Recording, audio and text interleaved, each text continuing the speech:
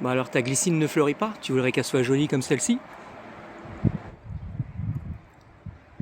Allez, je vais te donner 2-3 astuces à vérifier ou à savoir sur la glycine. Parce que souvent on se pose la question, mais je comprends pas, je viens de planter ma glycine et elle ne fleurit pas. Comment cela se fait-il? Alors il est important de savoir déjà que si c'est une glycine de semis, elle peut mettre jusqu'à 10 ans avant de fleurir. Donc vaut mieux faire un marcottage ou un bouturage, prenant directement en fait sur le pied mère.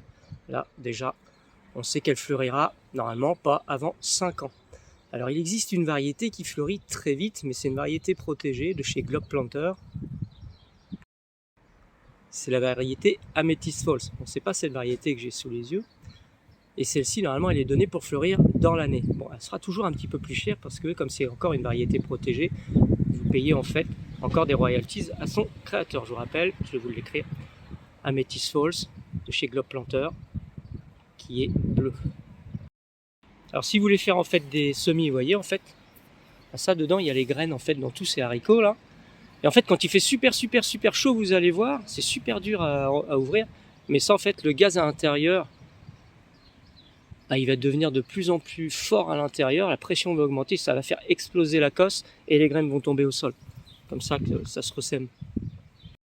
Et donc si votre glycine ne fleurit pas, alors que ça fait 3-4 ans que vous l'avez donc mis en place, donc vous vous inquiétez pas. Alors peut-être parce que vous avez déjà un sol un petit peu trop azoté et ça l'a fait développer en branchage et en feuillage.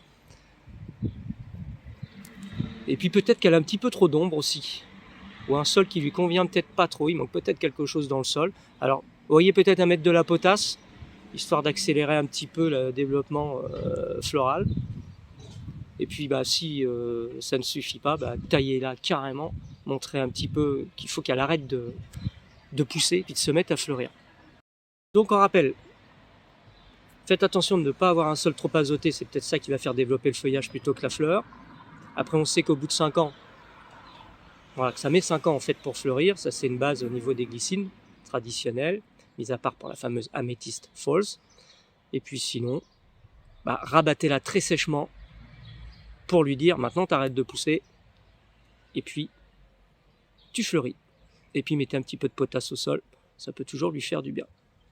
Et évitez de la mettre trop à l'ombre.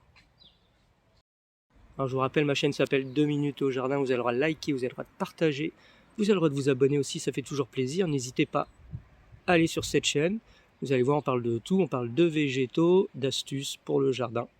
Et on essaye de comprendre un petit peu la nature. Voilà, à bientôt pour une prochaine vidéo, au revoir.